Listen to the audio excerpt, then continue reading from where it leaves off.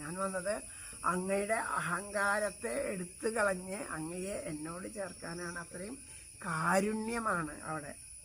നമ്മൾ വിചാരിക്കുന്ന കഥകളൊന്നുമല്ല.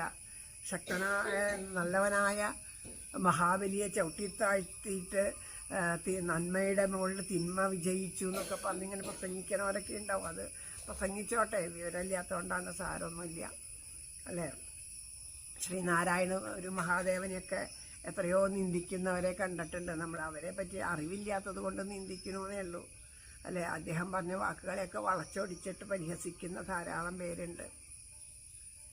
അപ്പോൾ നമ്മൾ ഒരു കാര്യം ചിന്തിക്കേണ്ടത് എന്താണെന്ന് വെച്ചാൽ, വന്ദിച്ചില്ലാച്ചാൽ ദോഷമൊന്നുമില്ല, പക്ഷെ നിന്ദിച്ചാൽ മഹാപാപാണ്. ദൈവം ചെയ്ത ഒരാളെ പറ്റി പറയുമ്പോൾ, ആരെ പറ്റിയിട്ടോ ആയിക്കോട്ടെ, അവരാൾ ദൈവമാണ് അങ്ങനെ ഇങ്ങനെയെന്നൊക്കെ പറഞ്ഞ് പലരും പരിഹസിക്കുമ്പോൾ അത് കേൾക്കണ്ട. നമ്മളവിടെയുള്ളതൊന്നും ചെവി കൊടുക്കാനും പോണ്ട, അതിനെ പ്രതികരിക്കാനും പോണ്ട.